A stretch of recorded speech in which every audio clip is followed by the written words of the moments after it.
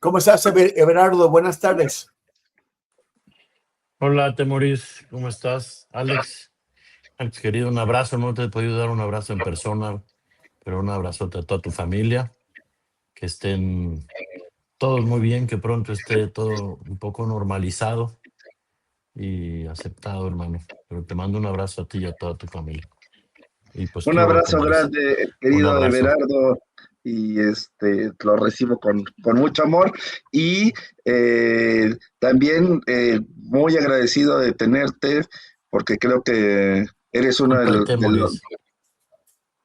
eres uno de los documentalistas más importantes que tiene ahorita México y sobre todo la denuncia que estás haciendo sobre las policías, sobre el sistema político mexicano, que creo que aparte estás arropado con grandes periodistas como es Daniel Arrea, Oscar Valderas, y por eso Y Olga Warnat.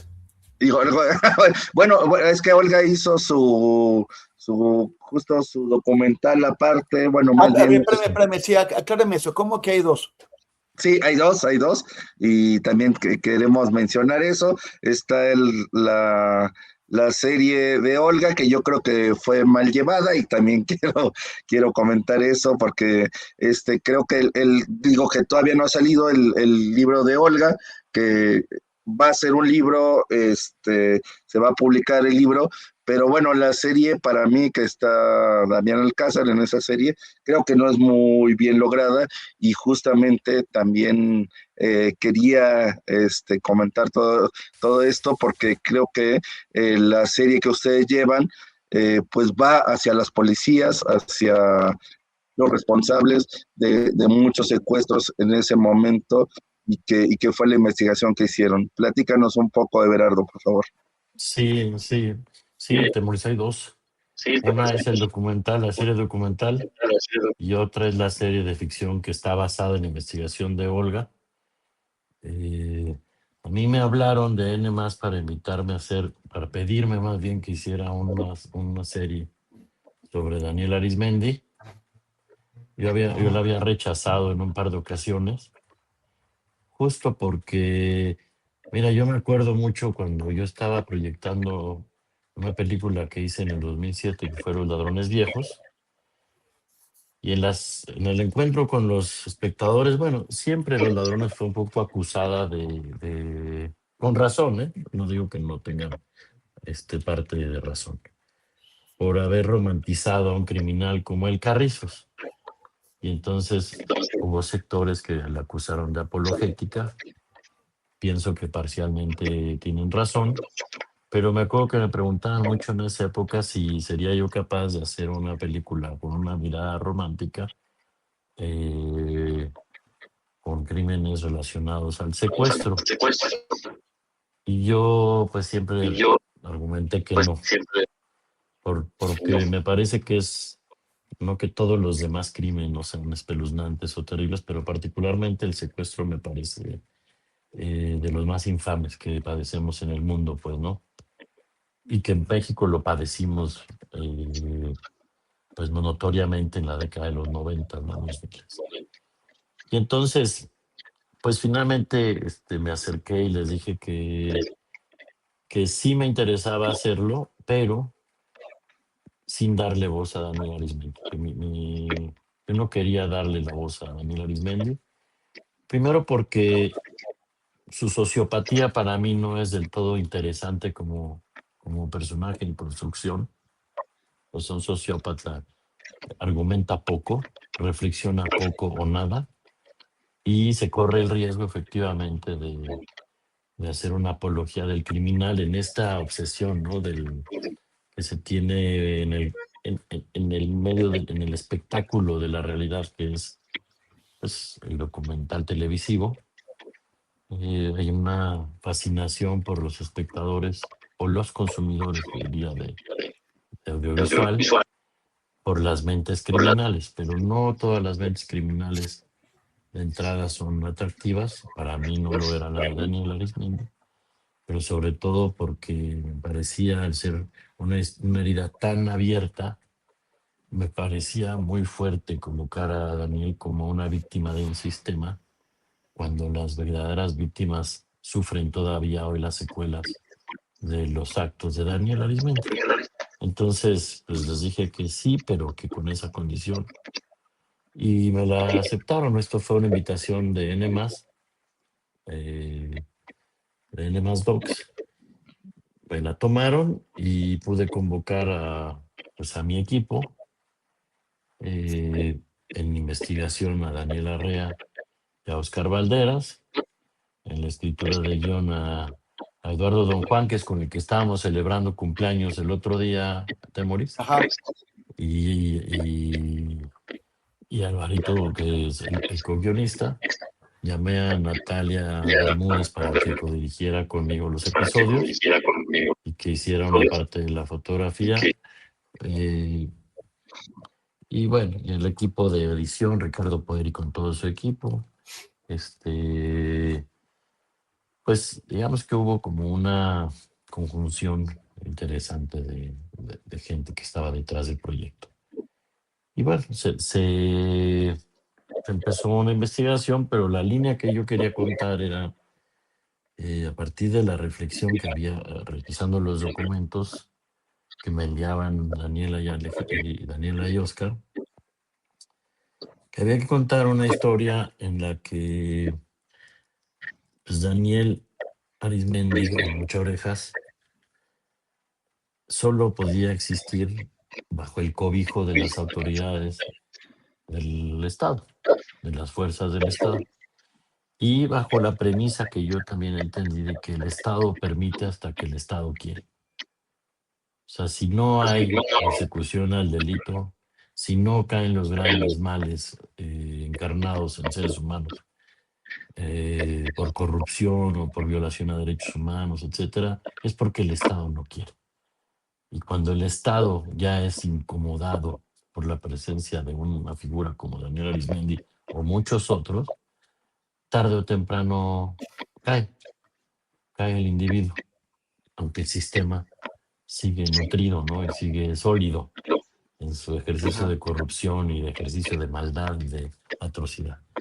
Y esa fue la línea directriz de esto, ¿no? De contar la historia de Daniel Arizmendi a partir del cobijo que se generó y de la protección que tuvo desde Carrillo Lea, en el gobierno de Morelos, Salgado, todas las bases de los que eran las policías antisecuestros del estado de Morelos, coludidos, y una premisa fundamental que es que prácticamente no hay un criminal, te diría, exitoso, no solo por los sanguinarios, sino por su recorrido en el tiempo, que no haya sido un policía o que no haya sido parte de las fuerzas del orden público mexicano.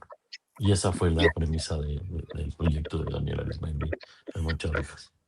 Oye, pero esto que nos estás contando, lo que dices es como si la figura pudiera ser reemplazable, ¿no? O sea, hay estructuras criminales enquistadas en el Estado que necesitan alguien, bueno, gente que cumpla diversos roles. Alguien protege, alguien pasa, alguien en la judicatura toma unas decisiones, alguien en la policía toma otras, y alguien tiene que dar la cara como el mal, pero finalmente es parte de la misma estructura, ¿no? Yo pienso que sí, Temoris, porque vamos, figuras, por ejemplo, como Genaro García Luna, que también fue policía, o figuras tan relevantes criminales como Arturo Durazo Moreno, o como Alfredo Ríos Galeano. Todos vienen y crecen bajo el cobijo de fuerzas del Estado. El Mayo Zambada, el mismo Mayo Zambada, el Chapo Guzmán en su momento, ¿no? El Mencho. Estas grandes figuras criminales no existen sino bajo el amparo de las fuerzas del Estado. Eso es muy complejo porque no necesariamente el Estado es el gobierno, pues, ¿no? O sea, es transeccional, el Estado sí es transeccional, el gobierno no necesariamente. Por eso esta discusión que hoy se está ocurriendo, que ofende tanto, pues me parece que es relevante que se tome, ¿no? el diagnóstico del grupo de expertos de Naciones Unidas. Pero bueno, eso es otro rollo. Una cosa es el Estado y otra cosa es el gobierno. Lo que yo no alcanzo a ver y no lo creo es que haya un contubernio como un cónclave, ¿me explico? Siento que es la inercia que le da soporte político, ajá, al país. Pacifica ciertas zonas, mantiene en orden otras, paga campañas, eh, impone cuerpos policíacos. El crimen también gobierna México. Y cuando ese crimen empieza a gobernar de más, pues se les corta la cabeza. Pero como bien dices, pues el hecho de que el Chapo haya caído, que el Mayo haya caído, que el Mencho haya caído, no acabó con los problemas de narcotráfico de México, de criminalidad organizada, ¿no? La caída de Daniel Arizmendi tampoco acabó con la lógica de secuestro en México. Y la caída de Genaro García Luna tampoco acabó la colusión de fuerzas criminales en altos mandos del gobierno, ¿no? Y entonces, no puede existir una sin la otra. Una cosa que es un hecho, creo yo, es que al crimen organizado le conviene un Estado sólido, un Estado en el que pueda operar, ¿no? Ya como se colude los miembros de las fuerzas del Estado, pues responde a su naturaleza humana, ¿no? Responde a la coerción, al miedo o a la corrupción, ¿no? En muchos sentidos, pues, ¿no? Pero efectivamente, los individuos y la caída de los individuos no necesariamente rompe las estructuras del orden del Estado, pues. Oye, Ever, y a mí se me hace poco nombrable tu película Una jauría llamada Ernesto, porque realmente retratas y creo que es ese acompañamiento con diferentes periodistas, dentro de ellos una gran periodista que es Daniela Herrera, que es el acompañamiento con las víctimas. ¿Por qué acompañar a las víctimas? Y creo que eso es muy importante y que también lo dices muy bien en un texto que acabas de subir a tu Substack que tienes y que no está nombrado en muchos lugares, ¿no? O sea, que viene mucho, no está muy lejos de lo que decías de otro tema, es esta cuestión que hizo la ONU, que es finalmente pues decir, las víctimas existen, las víctimas están y hay que acompañarlas. Creo que en este México tan atroz, tan cruel, tal, tú haces en una jauría llamado Ernesto y en otros de los documentales que has hecho y pues este acompañamiento. ¿Por qué acompañar a las víctimas? Fíjate, Alex, porque yo siento que en lo personal, a mí me ocurre que como yo vengo formado como cineasta, no necesariamente del lado, o sea, aunque pasé por una formación en ciencias sociales, en la UAM, ahí conocí bueno, no nos conocimos mucho ahí, yo lo veía a Temoris, pero yo estaba más bien en otro boleto, güey. Si tú eres mayor que yo, no te hagas. No te hagas, güey, aunque no. Ahí lo veía yo a Temoris, güey, ¿no? O sea, yo vengo formado en la parte narrativa, en la parte tecnológica, en la parte técnica del cine, ¿me explico? Pero pues casualmente, por azares de la vida, me dediqué a hacer documentales. Eh, pero pues en el inicio, cuando arranqué, no necesariamente había estallado el problema que tenemos el día de hoy. Y lo que he ido sintiendo, y voy un poco a lo que me preguntas, Alex, es que el documental pues ha experimentado como muchas fases, ¿no? Como muchos momentos. Tuvo su momento muy relevante por ejemplo, la época de Canal 6 de Julio, la época de Carlos Mendoza, que tuvo un momento muy relevante por la denuncia, por ejemplo, social y el acompañamiento a las batallas por la democracia en México, ¿no? Tuvo una parte muy militante.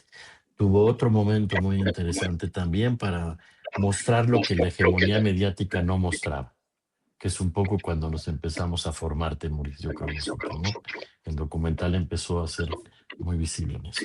Viene un momento en el que yo nazco de alguna manera al medio, que luego lo vuelve a colocar en la cinematografía y en los espacios de la cinematografía para un público cinéfilo, ¿no? No necesariamente para el público masivo, sino un público muy cinéfilo.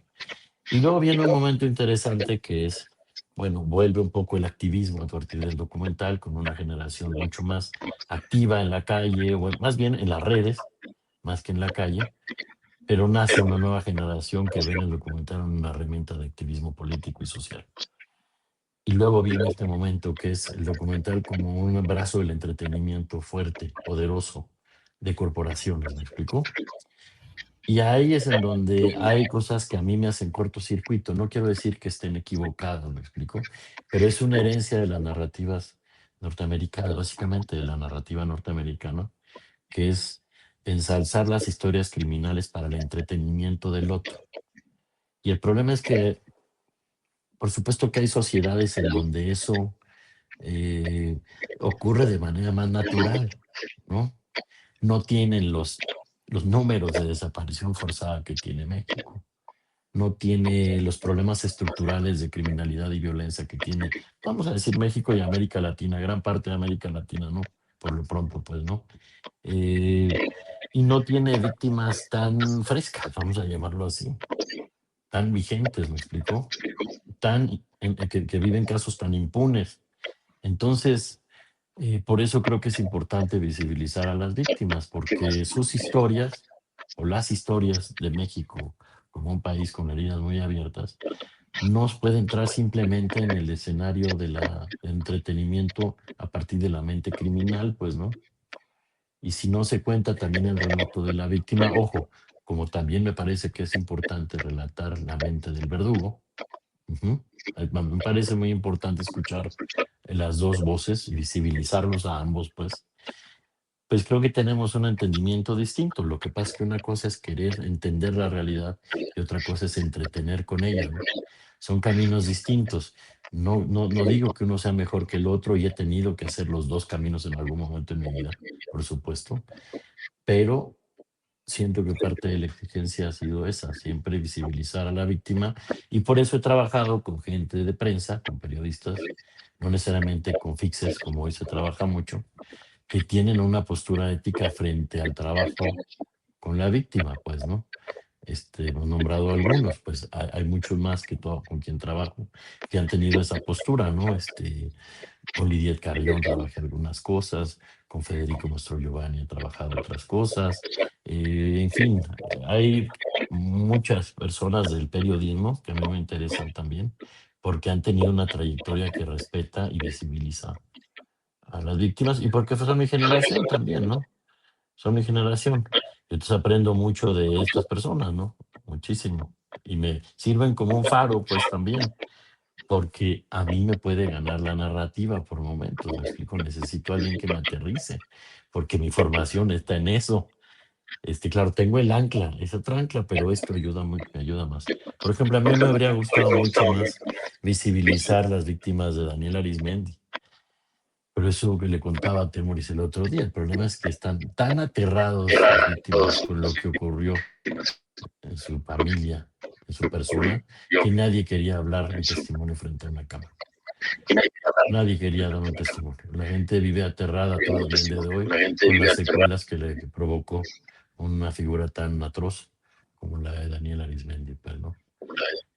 Ahí no pude dar mucha voz, como hubiera querido. Había que centrarse en las historias de las víctimas, si no iba a poder tener su voz.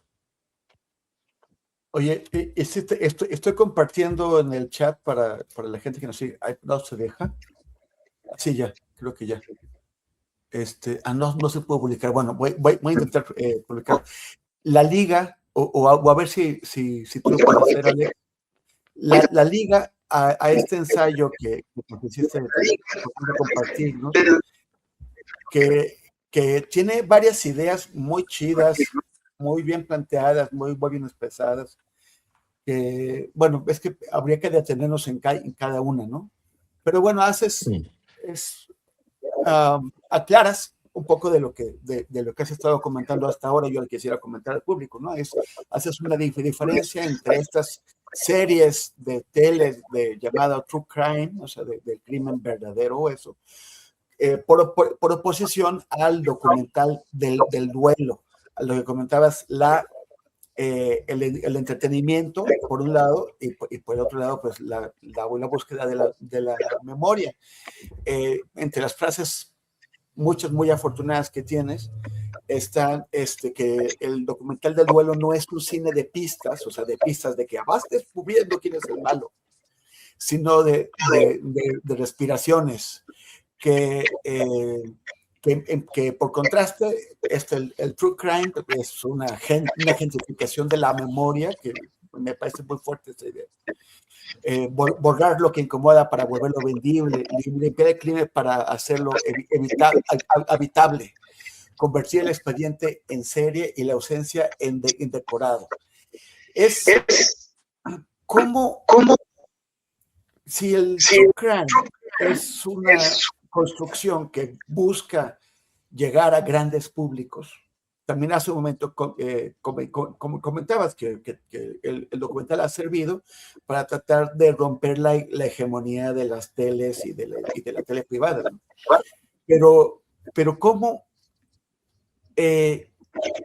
tratar de hacer que el documental del duelo llegue a más gente y amplificar su impacto y conseguir que la sociedad en general conozca estas cosas tremendas que pasan y lo que vive la gente, las víctimas, y al mismo tiempo, o sea, sí, o sea, que creo que si no recurrimos a estas herramientas como las que usa el True Crime, pues nos quedamos en un nicho, ¿no?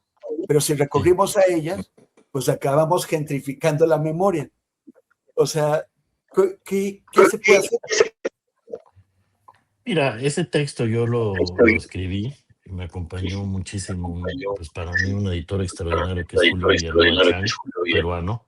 No, claro, sí, pues el fundador de Etiqueta Negra. Etiqueta Negra, exactamente. Justo por la complejidad que yo he enfrentado hoy para cerrar las historias. O sea, digamos que los estudios exigen prácticamente historias redondas, pero eso es muy difícil adaptarlo a la estructura social o de criminalidad mexicana, por lo pronto, ¿no? Porque como lo planteo ahí, por los expedientes están testados, las víctimas siguen con miedo, el criminal sigue suelto o nunca fue perseguido. Y no quiero generalizar, pues, pero normalmente el true crime se construye mejor en sociedades en donde la institucionalidad funciona al menos mejor que en la mexicana. Ajá. En donde hay una división de poderes más clara, en donde si quieres ir al archivo de los audios, por ejemplo, de las llamadas telefónicas, los vas a encontrar, en donde vas a poder encontrar los expedientes, en donde hay materiales incluso de los juicios, y en donde ya la historia concluyó y el mal pagó. ¿Me explico? Eso, de alguna manera, pues sí le da cierta calma al espectador, ¿no? Le hace sentir que está resguardado y que eso que ocurre está ocurriendo en la televisión. El problema del documental del duelo es que lo que hace es perturbar. Entonces es muy difícil que se vuelva masivo, ¿me explico? De hecho, por eso no es tan masivo, es muy contradictorio, como por ejemplo hay discursos desde México, incluso en el propio medio cinematográfico o en el mercado, que dice ya no queremos historias de ese tipo. Ajá. Sin embargo, sigue siendo lo más producido en documental, historias criminales. Quizá lo que ya no se quiere el espectador es ver historias que te dicen que eso que ocurre sigue ocurriendo y que tú también eres corresponsable como parte de una sociedad de consumo, de que eso sigue existiendo, pues, ¿no? Entonces es impopular, porque también el acercamiento a las series documentales ha cambiado, ¿no? Ahora la pandemia modificó mucho la manera de ver, de consumir audiovisual, más que de ver, ¿no? Y la gente llega y prende algo que lo que quiere es escaparse. Siguen existiendo todos los otros espacios que confrontan más. Evidentemente, temores, pues no van a ser los más masivos. No van a ser los más masivos porque no van a tener tampoco los respaldos más fuertes. Ajá. Y una serie, una película necesita respaldo, necesita eco. La gente ve la película porque le dicen que la debe ver.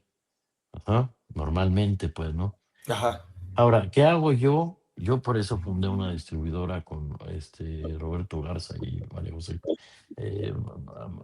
Majo Parra, porque pues había que traer historias no solo de Latinoamérica, sino del mundo, que no iban a ser de alguna manera tomadas por la hegemonía mediática. Entonces, así es como traemos a Northernland, por ejemplo, o Hollywood Gate, o ahorita, por ejemplo, la historia de Jerry Adams en Irlanda del Norte, que hablan de conflictos que no necesariamente van a ser retratados de esa manera por la hegemonía mediática. Evidentemente eso va a mantenerse en ciertos nichos. Ahora, hay espacios interesantes y casos excepcionales, ¿no? O sea, yo pienso que no todas las plataformas tienen el mismo perfil, ni buscan lo mismo, ¿no? Eh, a- Dependen, porque también su catálogo les permite arriesgar más en muchos sentidos, pues, ¿no? No todas tienen que contar con la estructura del cierre, pero cuando eso ocurre, pues es muy complicado. Pero pues sí, ni hablar, es muy difícil volverse masivo cuando lo que pretendes es incomodar a tu espectador y no satisfacer solamente su morbo, ¿no? Y eso es algo muy vendible, satisfacer el morbo es muy vendible. Nunca ha sido masivo el cine incómodo, ni el periodismo incómodo, ni la literatura incómoda, ni el teatro incómodo, ni la música. Eso nunca es mainstream, ¿me explico? Entonces, pero sí hay mecanismos para que eso se vea de otra manera. Y hay apuestas interesantes, incluso en la propia plataforma VIX, que es la que produce Mucha Orejas, que al menos a mí me ha dado libertades que me tienen sorprendido. Hay una serie que tengo ahí que se llama Anatomía del Mal, en donde se hace una reflexión parecida a lo que plantea Mucha Orejas, donde habla la policía, por ejemplo, incluso miembros que trabajaron en la Policía Federal cubriendo al Rey Zambada, o gente que venía de las pandillas salvadoreñas, que estaban ya muy vinculadas con el sur, que trabajaban para la familia michoacana, o jueces y magistrados del noreste mexicano, que, de lo que disertan en la serie es sobre, por ejemplo, problemas como la justicia selectiva. Ajá. En un país con millones de expedientes, pues el que está arriba tendrá salida más expedita, y eso solamente es bajo criterios de justicia selectiva, como fue el caso del Mocha Orejas, como fue el caso en su momento del propio Genaro García Luna, ¿me explico? O cuando el criminal le pega al poder, cuando el criminal le pega al poder. O la falta de identidad, por ejemplo, los cuerpos policíacos, que cambian cada gobierno, ¿me explico? Cada gobierno tiene una identidad nueva. Ellos mismos a mí me cuentan cómo en los gringos pues hay esta construcción que les da identidad. El FBI siempre es el FBI, ¿me explicó? Este, los Rangers siempre serán los Rangers, los Marines, y las películas nos lo atosigan, ¿no? Les crea una identidad los carabineros, quizás sociedades más fascistas, ¿no? Pero tienen identidades. Acá algo que me cuenta la propia policía es eso, ¿no? O disertan entre ellos, conversan. La falta de identidad, la precariedad con la que se vive, y una frase brutal que yo creo que eso define un montón lo que pasa en México. Dicen, ellos mismos dicen que el problema es que en México nos cuidan señores vestidos de policías, ¿no? O sea, no ¿Cómo que necesariamente que en México qué? que nos cuidan señores y señoras vestidas de Sí. policías, ¿no? Ajá. Y un poco es así, ¿no? Y que los jueces te dicen, bueno, viene tan mal, vienen tan mal la cadena de custodia, por ejemplo, que a mí no me queda sino liberar. O cuando estoy a punto de lograr, viene una orden directa de justicia selectiva que me impone otro caso más relevante para el poder. Y en fin, eso, pues, de alguna manera yo sé que hay muchas más complejidades, pues también es lo que arroja las cifras espeluznantes de desaparición en México, ¿no? También son expedientes que se han ido quedando abajo, no necesariamente es más negligencia quizás, ¿no? O incapacidad, también está rebasado, ¿no? No entiendo por qué no se puede reconocer que se está rebasado, pues, ¿no? Que humanamente no es posible resolver la criminalidad en este país, pues que no hay cárceles suficientes, ajá, para albergar a la cantidad de criminales que pueda haber en México. Pues que hay que discutir nuevos caminos, ¿no? Bueno, en fin, me desvié mucho, pues, pero por todo esto, viejo, pues se vuelve menos mainstream el documental del duelo que el True Crime. Que el otro funciona muy bien y puede hacer grandes series o grandes películas, ¿no? No es una crítica al género, pues. Alex. Fíjate que tiene un libro muy bueno Marco Lara que se llama Extorsión y justo narra toda la cuestión desde adentro de la policía que tú denuncias en Mocha Orejas. Y a mí no me puedo ir sin preguntar esto. ¿Qué te parece esta cuestión que se ha hecho en redes sociales como penitencia de Sasha, Sasha Scott o una cosa así se llama, esta chica que hace una cuestión en redes que empieza a entrevistar a los Saskia Niño de Rivera. Sacha Niño de Rivera, tienes razón. Saskia. Porque se me hace como muy importante ese ejercicio que tú estás haciendo lo contrario. O sea, una contra fórmula de todo esto, pero me gustaría oírte.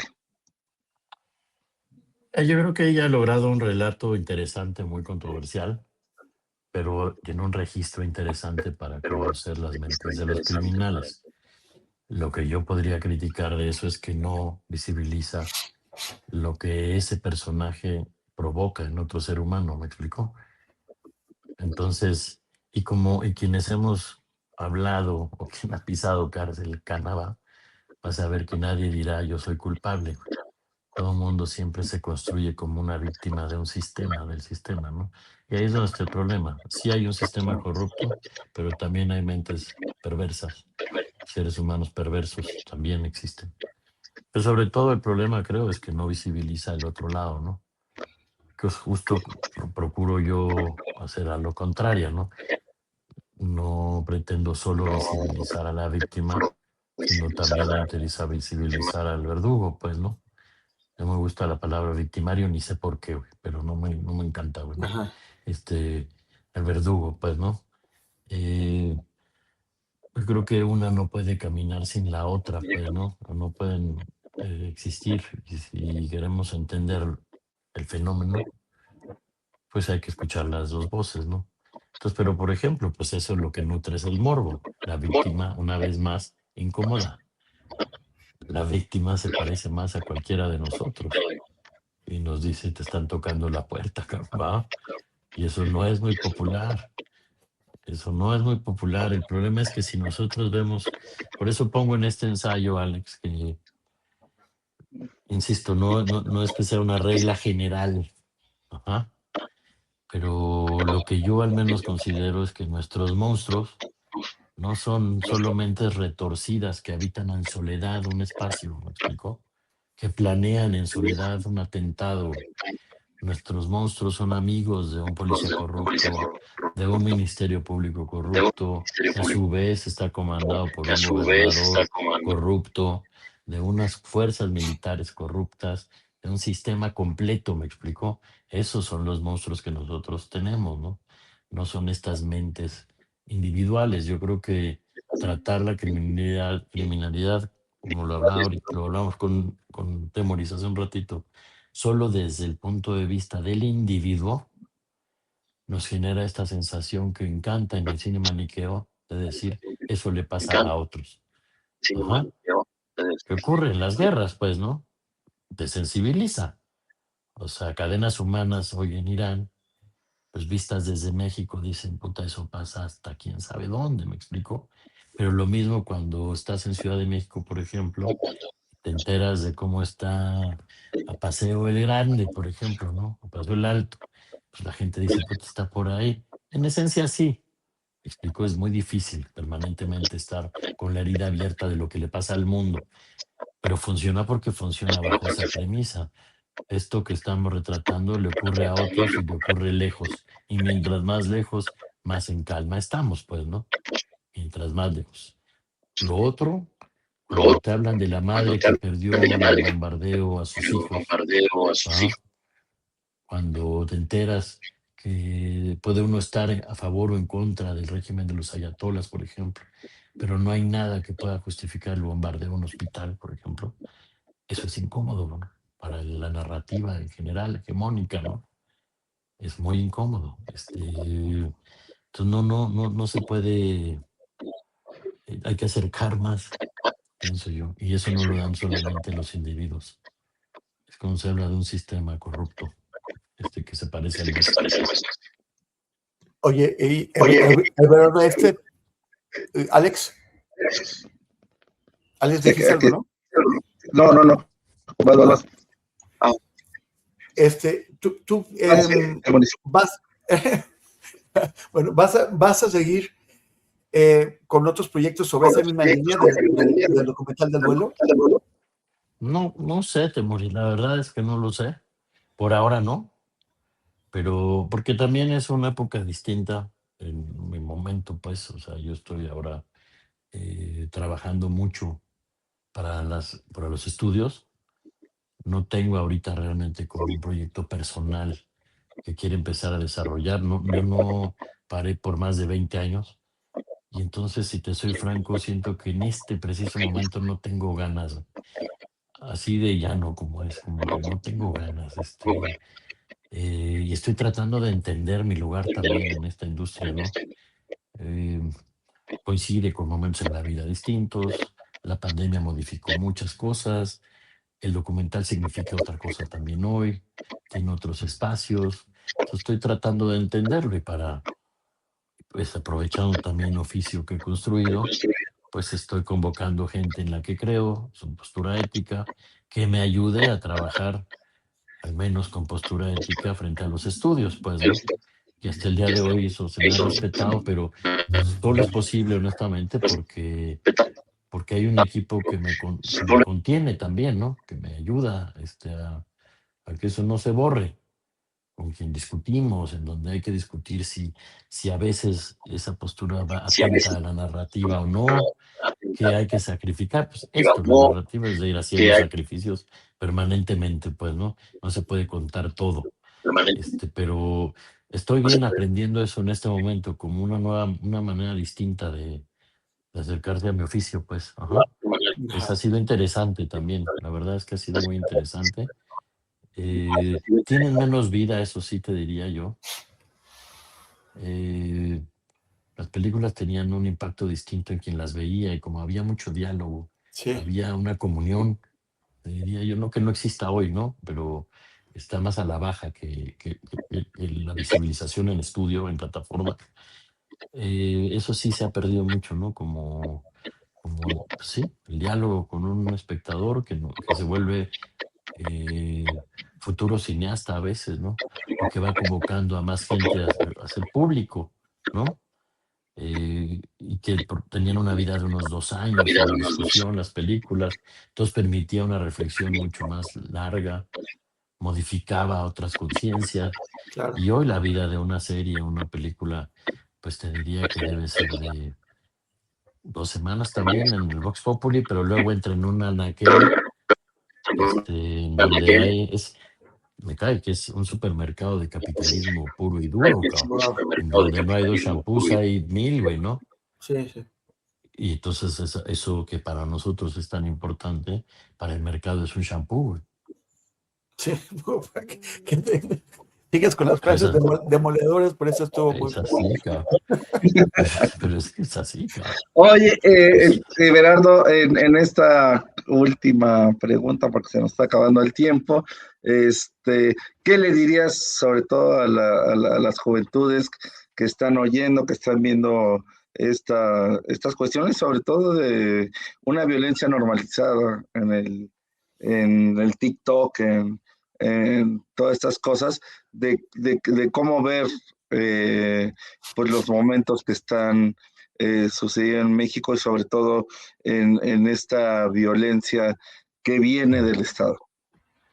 No, pues mira, o sea, si puedo decir algo a los más jóvenes, güey, pues es que no es a huevo ser viral, cabrón, ¿no? O sea, es mejor mantenerse en el tiempo que ser una lumbrera en un momento, ¿no? Eso no permite reflexión, pues. La realidad es mucho más compleja que el claroscuro que nos quieren pintar, pues, ¿no? Y se pueden tener posiciones encontradas, ¿no?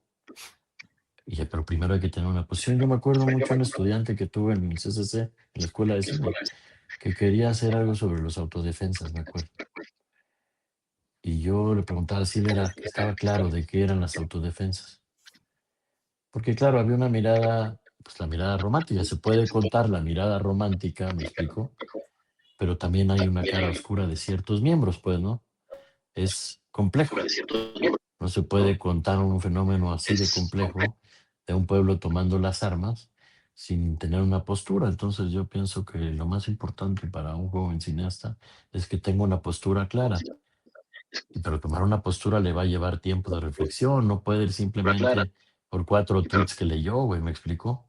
Claro. O porque el mainstream dice es por aquí, güey. No necesariamente. Claro, ¿qué pasa? Que luego te vuelves en hereje, ¿no? Como me pasa a mí a veces, güey.